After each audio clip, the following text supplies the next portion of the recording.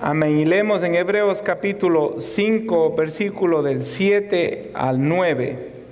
Hebreos 5, del 7 al 9. Dice la palabra de Dios en el nombre del Padre, del Hijo y de su Santo Espíritu. Y Cristo, en los días de su carne, diga en los días de su carne, ofreciendo ruegos y súplicas con gran clamor y lágrimas al que le podía librar de la muerte, fue oído a causa de su temor reverente.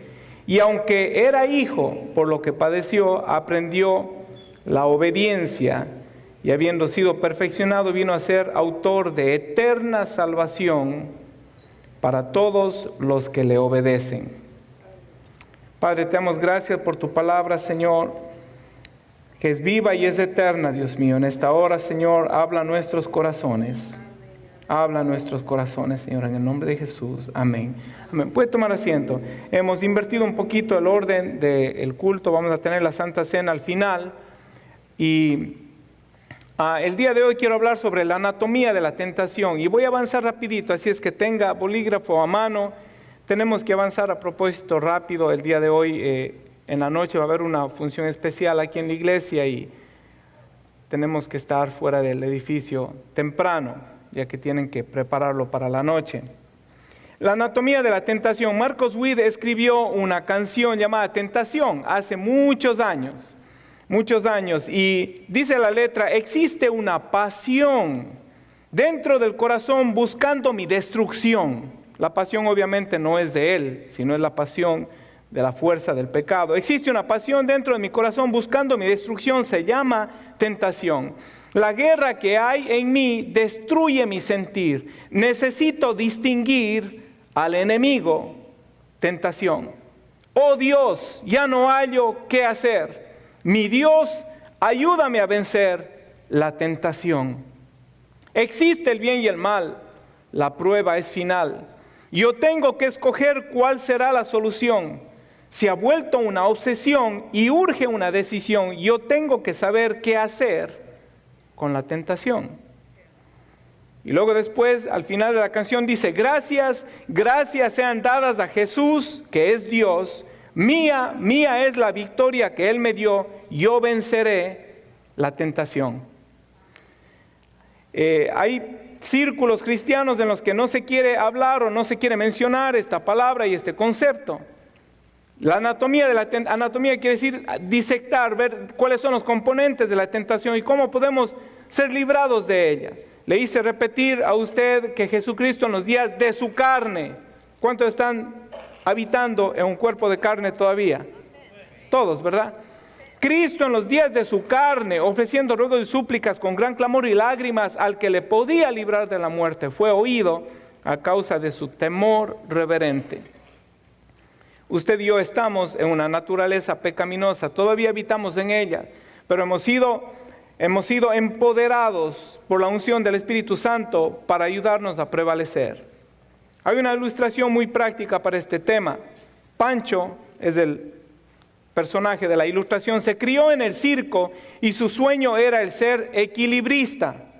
Después de obtener el permiso del dueño del circo, fue para ser entrenado por los maestros, los cuales le dijeron que debería tener 3 cosas. Debería usar una cuerda que le sujetaría la cintura, debería usar una vara para mantener el equilibrio y tenía que estar consciente de que iba a haber una red de seguridad por si acaso caía.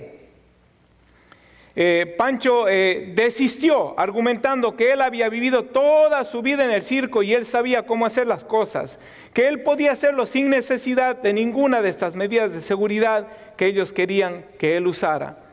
Después de empezar la primera práctica y de caminar unos cuantos pasos en la cuerda floja, le dio vértigo, fue demasiado tarde para regresar, se cayó y murió.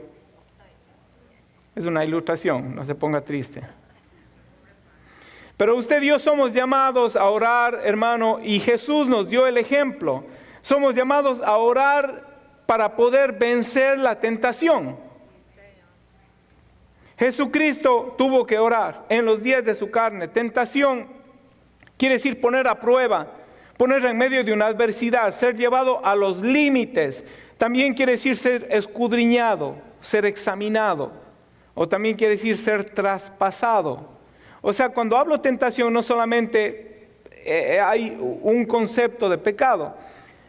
A propósito, hay varias palabras que definen pecado en el vocablo de la Biblia. Una es una rebelión deliberada. Otra es querer hacer lo bueno y fallar, no poder.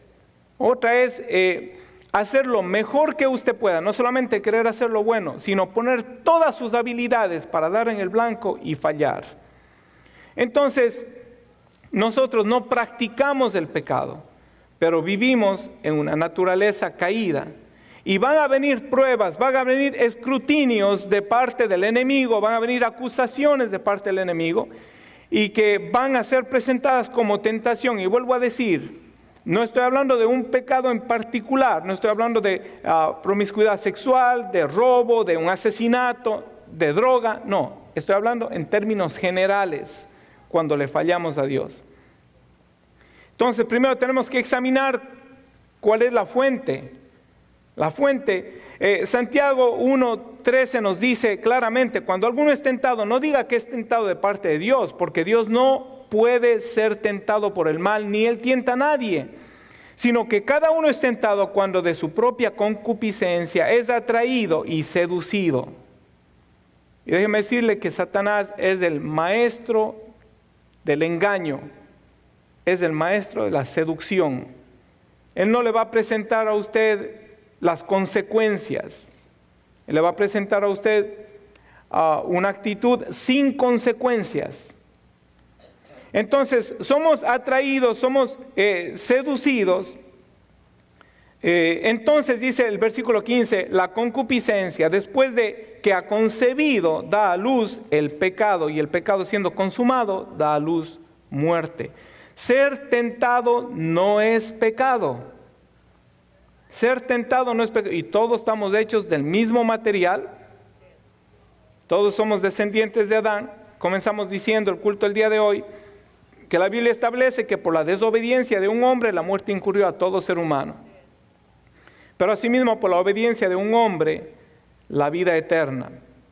Ahora, la fuente es nuestra naturaleza. Mira lo que dice Juan, 1 de Juan 2:16, porque todo lo que hay en el mundo, los deseos de la carne, los deseos de los ojos y la vanagloria de la vida no proviene del Padre, sino del mundo. Y el mundo pasa y sus deseos, pero el que hace la voluntad de Dios permanece para siempre.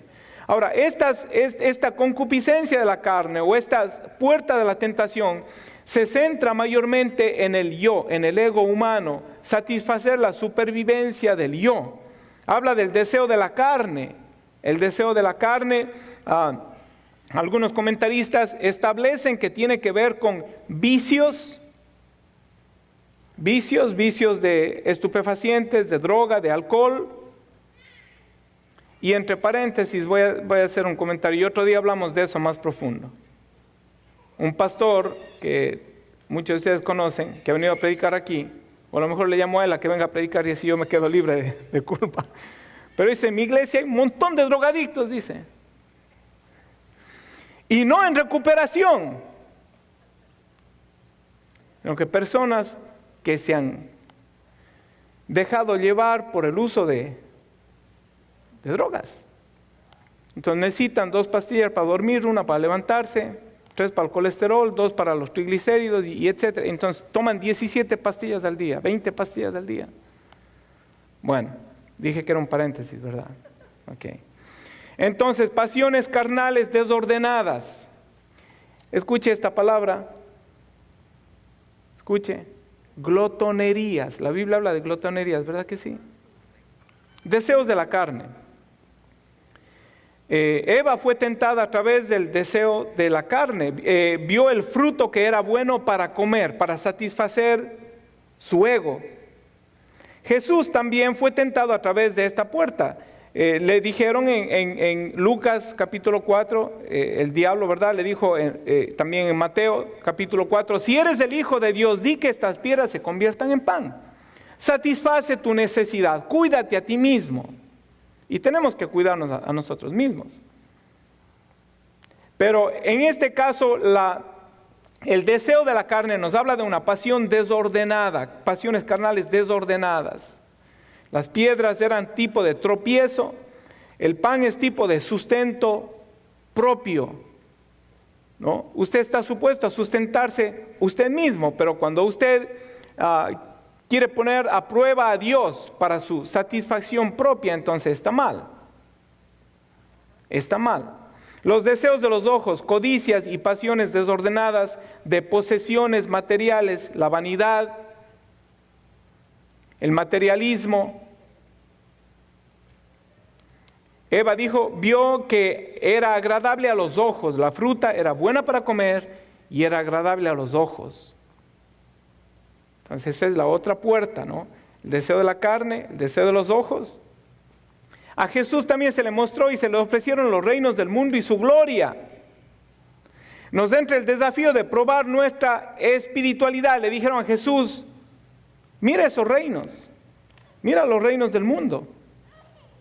A ti te los doy si postrándote me adoras. Y luego viene la vanagloria de la vida, que habla del orgullo, de la justicia propia, de la soberbia, de la obsesión. Obsesión con el nivel social, con el reconocimiento, con el poder, con la autoridad. Son pecados. Cuando nosotros mencionamos pecado, por lo general asociamos siempre con 2 o 3 cosas, pero hay muchas cosas que nos hacen que quedemos cortos de la gloria de Dios cuando pecamos. Eva vio que el fruto era bueno para alcanzar sabiduría y ser como Dios. A Jesús le dijo, si eres el Hijo de Dios, escrito está, lánzate del pináculo del templo. Prueba que eres espiritual, prueba que eres Dios. La vanagloria de la vida, demuestra quién tú eres. Poner un espectáculo presumiendo de que Dios nos va a sacar del apuro. Es pecado tentar a Dios. ¿Por qué vienen las tentaciones? Usted sabe que la causa dice que no viene de Dios, viene de parte del enemigo y viene por causa de nuestra naturaleza. Somos atraídos, seducidos por nuestra propia concupiscencia. Viene la prueba del fuego, las consecuencias de rendirnos a la tentación. Eso es la finalidad del enemigo. ¿Qué es lo que quiere el enemigo? Que caigamos en pecado. El pecado, cuando ha sido consumado, la Biblia dice que engendra muerte. ¿Verdad que sí? Muerte quiere decir separación de Dios. Pero entonces, ¿por qué Dios permite? Si Él no nos mete en pecado, no nos tienta, ¿por qué Dios permite que seamos tentados? Primera de Pedro 1:7 dice, para que sometida a prueba vuestra fe, mucho más preciosa que el oro, el cual es perecedero, se prueba con fuego. Entonces, ¿qué es lo que está diciendo Pedro? Dice, el oro es precioso, pero es perecedero. Y el oro es probado y es refinado con el fuego. Vuestra fe es más preciosa que el oro, es eterna, también tiene que ser probada o refinada. Anoche meditábamos brevemente en Englewood, que las pruebas, las adversidades, Dios las permite para que nosotros crezcamos en fe. Amén. Aunque perecedero se prueba con fuego, entonces dice, para que sometida a prueba vuestra fe sea hallada en alabanza, gloria y honra cuando sea manifestado Jesucristo. Dios permite las pruebas. ¿Sabe por qué Dios le permite la tentación? ¿Sabe por qué? Un predicador sabía decir, acércate que te lo voy a decir. ¿Sabe por qué Dios permite las pruebas, la tentación en su vida? Porque Él confía en usted. Porque Él sabe que usted ha sido empoderado con el don del Espíritu Santo y Él sabe que usted va a poder vencer. Entonces, ¿por qué permite? Para que sea hallada en alabanza de la gloria y la honra cuando Él sea manifestado. Cuando usted y yo lleguemos al cielo, ¿sabe lo que vamos a decir? A Cristo sea la gloria, todo se lo debo a Él. He llegado hasta aquí porque Él me tomó de la mano y me trajo hasta aquí. A pesar de las pruebas. ¿Y por qué Dios permite? Porque ahí, fíjese, la tentación viene del enemigo a causa de nuestra naturaleza, a causa de nuestras flaquezas, ¿no? El diablo quiere matarnos, Dios permite porque confía en nosotros y vamos a dar gloria a su nombre cuando lleguemos ahí. Pero Dios dice, si tú pasas la prueba, te conviene, no dice más vale que la pases, aunque más nos vale que la pasemos, ¿verdad? Pero Dios nos dice, no dice si tú pasas la prueba, te conviene pasarla. Y miren lo que dice en Santiago 1:12, bienaventurado el varón que soporta la tentación, porque cuando haya resistido la prueba, recibirá la corona de la vida. Dios dice, te he equipado para que triunfes, te he dado todo lo que tú necesitas para que seas más que vencedor, y cuando venzas, te voy a dar una corona. Yo hallo que eso es algo maravilloso de parte de Dios. Hay una corona de vindicación. No solamente hay vida en vez de muerte, sino que también hay una corona, y esta corona nos identifica como realeza. Es un símbolo de honor, es un símbolo de vida. Cuando usted vence, usted puede pararse firme y usted puede decir, yo soy hijo de Dios, yo he vencido. No en sus propias fuerzas, no haga así, ¿verdad? Yo he vencido en el nombre del Señor Jesús. Entonces esto nos habla también de una firmeza. Usted y yo podemos tener firmeza en nuestro caminar. Tenemos un Padre que es sabio. La voluntad de Dios no es afligirnos, no es hacernos sufrir. Cuando Él permite las adversidades es para perfeccionarnos y para forjarnos a la imagen de su Hijo Jesucristo. Si Cristo en los días de su carne tuvo que hacer ruegos y súplicas y fue escuchado por su temor reverente, ¿cuánto más nosotros no necesitamos ser reverentes de nuestro clamor a Dios? Y depender de Él. Él no va a dejar, mire lo que dice 1 Corintios 10:13. No os ha sobrevenido ninguna tentación que no sea humana. Toda tentación es humana. Pero fiel es Dios, que no os dejará ser tentado más de lo que puede resistir, sino que dará también juntamente con la tentación la salida para que puedas soportar. En otras palabras, usted y yo no tenemos excusas de caer en la tentación. Pero caemos, ¿verdad? Pero fallamos. Ups, quedé solo, María. Quedé solo, pero ahorita vamos a ver si es que... Hay quienes no se han puesto el cinturón, ni tienen la varita, pero vamos a ver. Hay una promesa de parte de Dios. Usted y yo podemos vencer. 1 Juan 5:4 dice, porque todo lo que es nacido de Dios vence al mundo.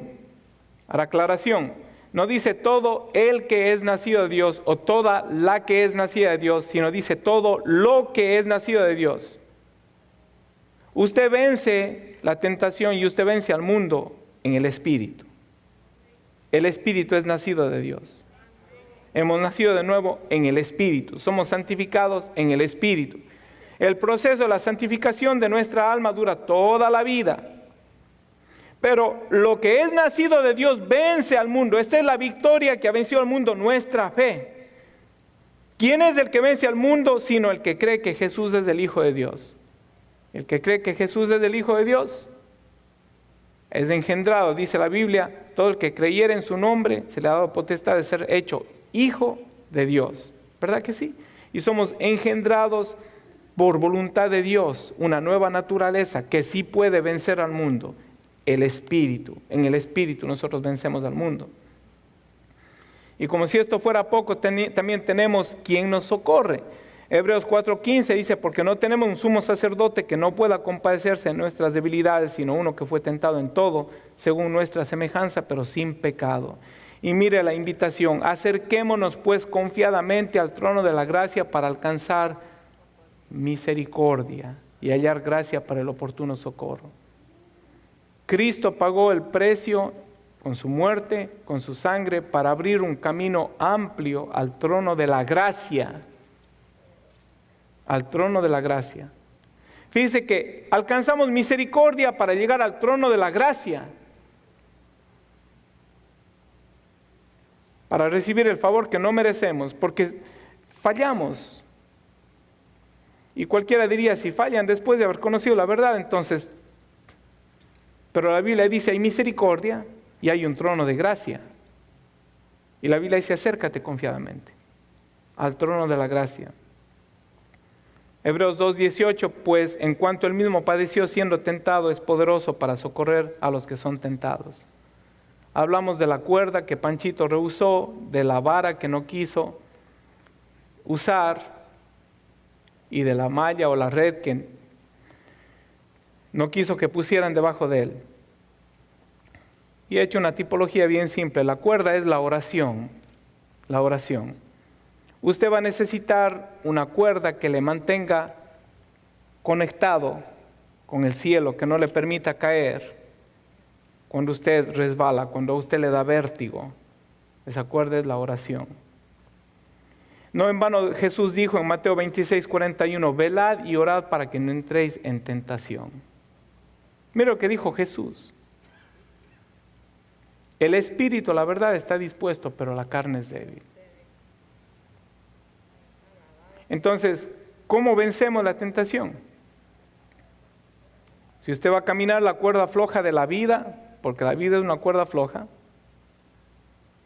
y usted va a tener vértigo, va a haber momentos en que no va a poder hacer un juicio correcto, tomar las decisiones más acertadas. Usted va a necesitar una cuerda que le agarre de su cintura. Y esa cuerda es la oración. La oración nos mantiene conectados con el Señor. La oración nos mantiene pegados de Dios. Tal cual como se dijo de la Biblia, se puede también parafrasear con la oración. La oración te apartará del pecado y el pecado te apartará de la oración. Pero yo prefiero orar y estar apartado del pecado, ¿verdad que sí? La vara es la palabra de Dios. Usted sabe que la vara nos habla de un equilibrio. La vara del equilibrista le sirve para saber si es que va para el lado izquierdo, saber balancear y ponerse al lado derecho. ¿Verdad que sí? Sí sabe que para eso sirve la vara, ¿verdad? Y la palabra de Dios escudriña nuestros corazones. La palabra de Dios discierne los pensamientos. Cuando permanecemos con esa vara que nos mide, que nos equilibra, cuando estamos tendiendo hacia un lugar que no debemos, la Biblia se encarga de enderezar nuestros pasos, se encarga de darnos equilibrio y podemos pararnos firmes nuevamente. Salmos 119:11 dice, en mi corazón he guardado tus dichos para no pecar contra ti. No hay otra manera de no pecar, sino estando conectado con el Señor en oración y estando sumergido en la palabra y escudriñando la palabra. Olvídese la meditación trascendental, olvídese de la fuerza de voluntad, olvídese del positivismo, eso no le va a funcionar. Y por último, la red, le comparo como la misericordia de Dios. La misericordia de Dios, porque le hemos fallado a Dios más de una vez. Y vuelvo a decir, no estoy hablando de pecados de inmoralidad sexual, no estoy hablando de que ha robado un banco, de que ha matado a alguien, ha apuñalado a alguien, no estoy hablando de prostitución, de drogadicción. Pecamos de pensamiento, de palabra, de obra y de omisión. Y el más común en los creyentes es el de omisión, que la Biblia dice, el que sabe hacer lo bueno y no lo hace, le es contado por pecado. Pero pecamos de palabra, pecamos de pensamiento también, ¿verdad que sí? La misericordia de Dios. Y he querido traer a colación esta porción porque, como ustedes han escuchado varias veces, los que están aquí, cada mes que celebramos la Santa Cena, para mí es un acto solemne. Por algo Jesús dejó establecido como un recordatorio, hagan esto en memoria de mí. No porque Él necesita que su ego crezca y nos acordemos y todos los meses digamos, oh, a Jesús sea la gloria que murió por nosotros. No, usted y yo necesitamos recordarnos que nuestro caminar de victoria costó sangre. Y si nos acercamos a este recordatorio mes tras mes, Vamos a prevenir, si nos acercamos reverentemente como Jesús en los días de su carne, entonces vamos a impedir, o es una manera en la que prevenimos de que nuestra conciencia se cauterice. Porque ¿qué tal si no nos recordáramos mes tras mes? Cristo murió por nosotros, esto representa su cuerpo partido, esto representa su sangre derramada. Nos pasan los meses y se nos olvida el gran amor y la misericordia con las cuales fuimos rescatados. Primera de Juan 2:1, hijos míos, de estas cosas escribo para que no pequéis. Y si alguno hubiere pecado, abogado tenemos para con el Padre, a Jesucristo el justo. Primera de Juan 1:9, si confesamos nuestros pecados, Él es fiel y justo para perdonar nuestros pecados y limpiarnos de toda maldad. También Juan nos dice que si decimos que no pecamos, le hacemos a Dios mentiroso y la verdad no habita en nosotros. Pero la gran misericordia de Dios, si es que nos olvidamos de orar y no ponemos la cuerdita que nos va a evitar caer, si nos olvidamos de la varita que nos ayuda a caminar derechito, si nos da vértigo en la vida y caemos, está la misericordia de Dios para levantarnos. Miqueas 7:18, ¿qué Dios como tú que perdona la maldad y olvida el pecado del remanente de su heredad? No retuvo para siempre su enojo, porque se deleita en misericordia. Él volverá a tener misericordia de nosotros y sepultará nuestras iniquidades y echará en lo profundo del mar todos nuestros pecados. Gloria sea a Dios. Vamos a orar. Padre, en el nombre de Jesús, gracias Dios por tu palabra, Dios. Gracias por ese ejemplo maravilloso que Jesús, nuestro sumo sacerdote, en los días de su carne, nos dejó.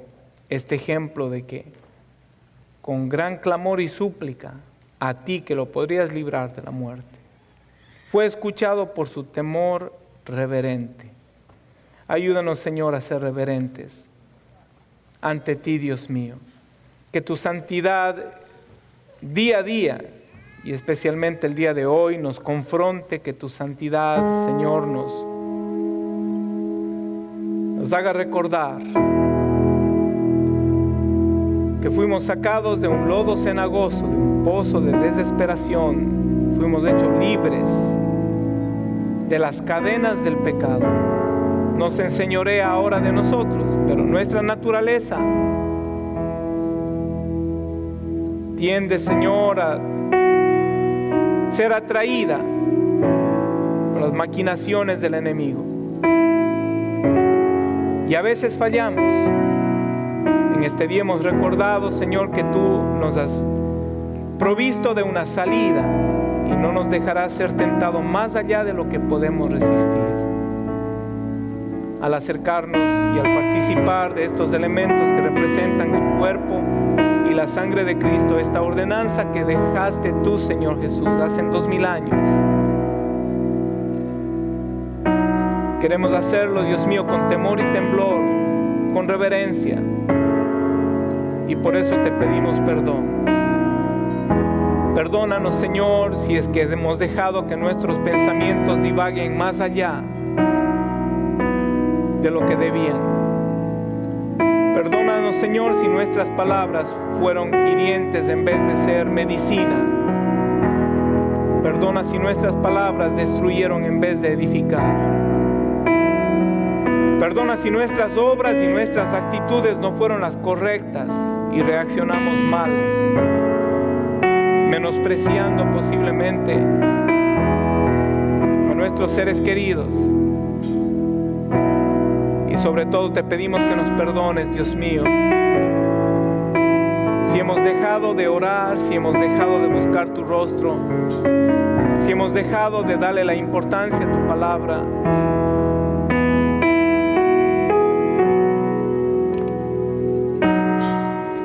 pecado de omisión al dejar de hablar a otros de cuán grande y maravilloso eres tú, porque posiblemente